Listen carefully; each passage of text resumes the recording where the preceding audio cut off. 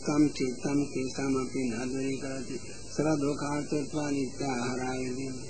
अतएव भगवान ज्ञापनार्थमागत प्रायेण सर्वानेव अधिकारेण ज्ञात्वा स्वरूपम् उपसंहृत्वा प्रदर्शयति।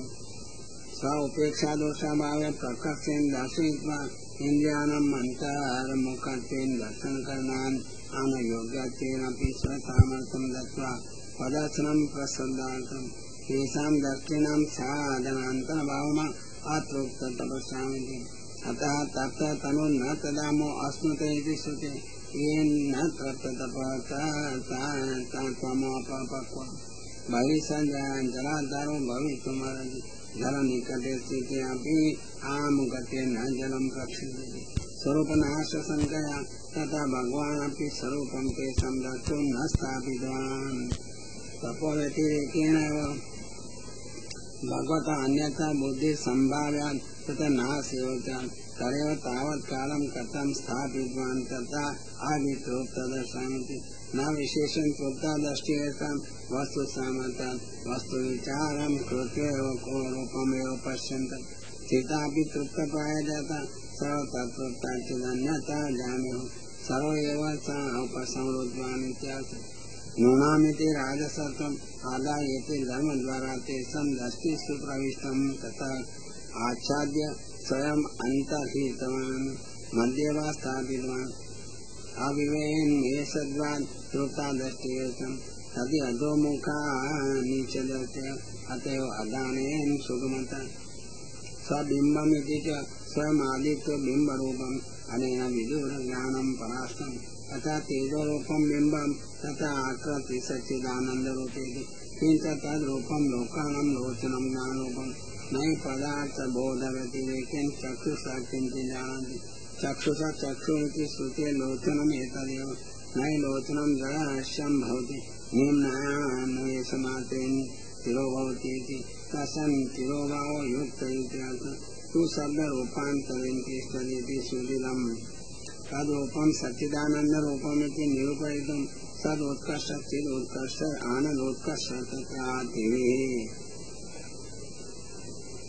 यद्मर्त्यलीलोपायिकमिति इदमिं भगवतो रूपं सद्रूपं पञ्चभूतप्रकारेण पञ्चभूतसममिति पञ्चभूतेभ्यो विशिष्य इति सदुत्कर्ष तथा पृथ्वीोत्कर्षमा यन्मर्त्यलीलोपायिकमिति मृदा आपन्ना मर्ता मृदा भावं त्यजन्ति महामर्त पृथिव्याम् ये भवन्ति तेषां या लीला स्वरूपलेशव्यतिरेकेण सर्वमनोहरत्वेन नष्टा रूपं तस्य उपायिकं योग्यं मर्तानां च न लीलाधारत्वम् अमर्तेषु मर्तलीलाभावः तथापि पार्थिवानां न योग्यते अतो अलौकिकमेव यन्मनुष्यरूपं सदृशं शुद्धं सद्रूपं तदेव लीलायोग्यम् कार्यदोषराहित्यात् किञ्च स योगमाया बलं दर्शयता ग्रहीतम् स्वस्य असाधनरूपा साधनरूपा सर्वभवनसमर्थाया कारणरूपमाया तस्य बलं परीक्षार्थं बलिना तथा महत्कर्म कारयते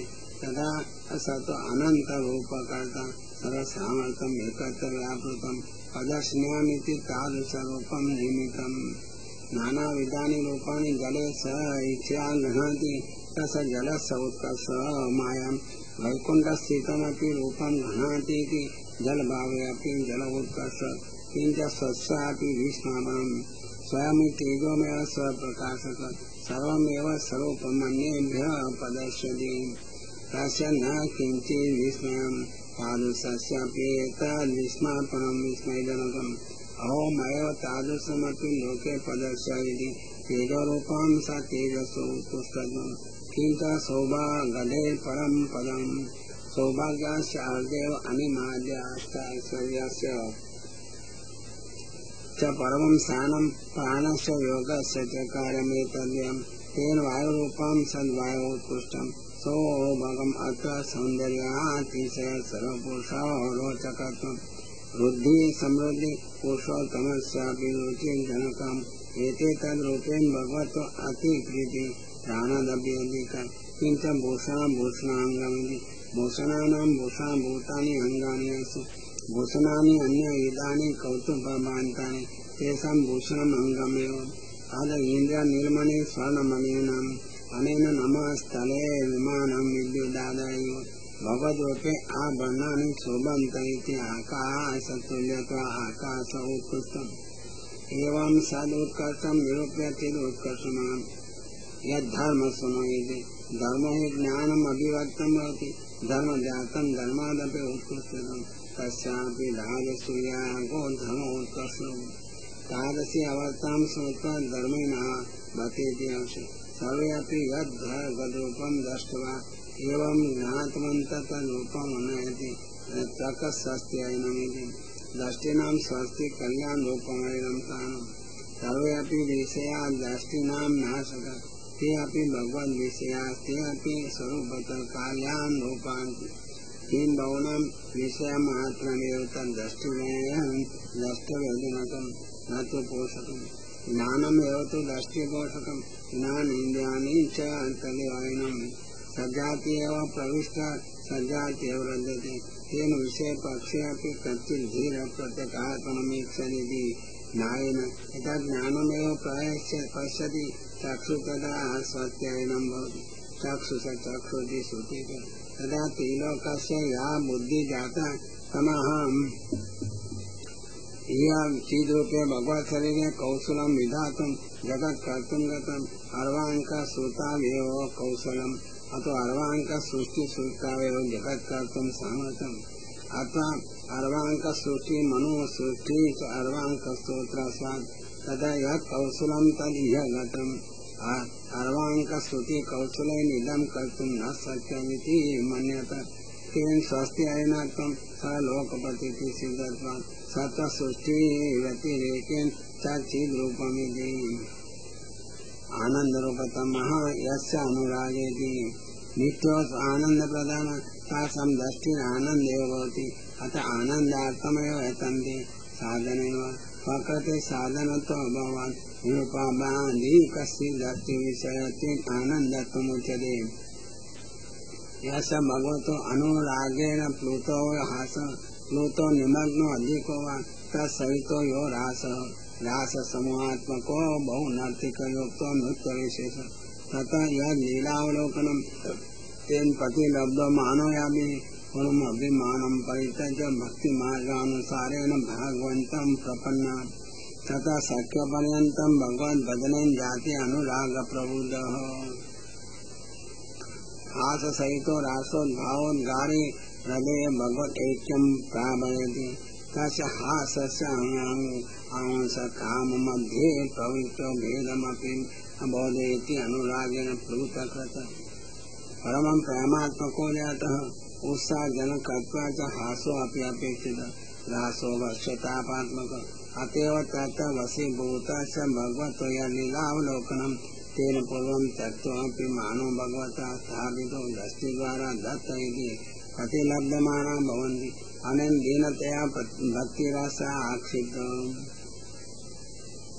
स्वतन्त्र एव स भगवान् आनन्दानुभवेन समर्था जाता इत्यर्थः व्रजस्य गोकुलस्य व्रजतिथि व्रज सद एकत्रस्थितिरहितः तादृशीनां स्तब्धत एकत्र सा स्वादनं स्वभावेन विरुद्धादिति स्वभावविजयी भगवान् आनन्दमय काम साधकत्वभावमात् लग्धि अनुप्रवृत्तः लग्धि सा अनुप्रवृत्ता धियोयासां यथा दृष्टि भगवती प्रविष्टा तत्संगे चेतना अपि तत्र गता अतो न सा शरीरे तादृशं कामभोगपेक्षा भगवत् स्वरूपमेव आनन्दो भवान् न कामेन आनन्दो न वा सत्येन जातस्य आनन्दस्य सा एव अवतस्तु कृते शेषो यासां प्रतिक्षणं भगवत् आत्मतत्त्वान् प्राप्नुवन्ति इति ग्रहप्रत्येकाशं कृतशेषेव तिष्ठति चित्त भगवन्तमपि आनन्दरूपं दृष्टिविषयकरोति अनतः आनन्दपेतूनाम् एव स्थितिः न स्यात् एवं सच्चिदानन्दत्वं स्वरूपम् उपपाद्य तत् जीवेभ्यो भगवतोऽपि स्थितिर्वक्तव्येति आशङ्क्य तथैव सच्चिदानन्दरूपे ईश्वरे अक्षरे शीतस्य पुरुषोत्तमस्य अग्निवत् तत्र प्रादुर्भाव इत्याह स्वशान्तरूपेषु अक्षरस्य एव प्रकारेण आविर्भाव तत्र भगवदाविर्भावश्च निर्निमित्तं न भवति अन्य द्वारा तम अर्थम कारयन् विषमो भवेत्। अतः पुत्रस्य श्रावन् भगवान् दैत्यान् मारयित्वा स्वस्य शान्तेषु स्वरूपेषु देवादिरूपेषु अशान्तयति। सर्वभूतैरेव दैत्यैरर्धमानेषु सत्सु दयाविष्टचित्तः सर्वांशेन अपि अत्र उभय समाधानार्थं स्वयं साक्षर पुरुषोत्तम आविर्भूत इत्यर्थः। काल कर्मादि प्रेरणा भावात्मा परावरेषिति पर कालादि अवरे कर्मादि तेषां नियन्ता ननु पुरुषो नारायण परं पुरुषो वा स्वानन्देन सह आविर्भावो लभ्यते। किं पुरुषोत्तम आविर्भावनित्या महद् अंशयुक्तो इति महान् अंशो यस्य प्रथम पुरुषस्य तदुक्तः। सृष्टियार्थं च प्रकृति पुरुषयोः अन्तर्भावेव आविर्भवति। अतः एव स्वस्मिन् यशोदादाभिः जगत् उपलभ्यते। एतदेव ब्रह्मलिङ्गम् अन्यव्यावत्यार्थमा भगवान् इति तथा अग्निरिति वाच्यादम्। एवम् अक्षरपुरुषोत्तमत्वं भगवद्देहात्मनमुपपाद्य लोकपतिति विरोधं भगवद्वाक्यविरोधं च परिहर्तुमाद्वयेन मां खेदयते इति। भगवान् लोकवञ्चनार्थं पाकदेहार्थं खादितं वसुदेव पुत्रत्वात् विडम्बनां यत् करोति तद्विडम्बनमपि तस्य सर्वथा युक्तमिति। किं सर्वसमर्थः सर्ववचनेनेति तदा कर्णे मां खेदयति अजस्य जन्मविडम्बनमिति। तथापि वसुदेवस्य भार्यायाः देवक्याम् एतदपेक्षा स्तब्धैव जलैव भ्रमणो हृदयादेव आविर्भावविडम्बनं समीचीनमिति मां खेदयति। किञ्च व्रजे च वासो मां खेदयति। पुत्रव्यापी वैकुण्ठवासी अलौकिकानामपि वासो योग्यं गोकुले किमिति अवासीति। किञ्च हरिभयादिव जरासन्ध्यादिभिर्भीतैव पुरान् मथुरातो अवासीदिति यत् पुरा पलाय स्थानान्तरं गतिमिति यत् निवास परदेशवास अयोध्यापि हेतु अनन्तवीरेति। व्रजे च इति चकारान् गुरुकुलादि सङ्ग्रामम् हरिभयादिति भयाभावादिति उक्तं। न हि सर्वात्मनोरयः सन्ति न वा तस्य भयम् अन्येषां भयनिवर्तकत्वाच्च स्वयमिति विनाशद्वारा वाक्यविरोधं परिहरति धुनोति चेतयति। पितुः पादाव अभिवन्द्य कंसवधानन्तरं देवकी वसुदेव पादाव अभिवन्द्य भगवान् एवं हे तात हे अम्ब कंसाद् दुर्संकृतां किं करिष्यति।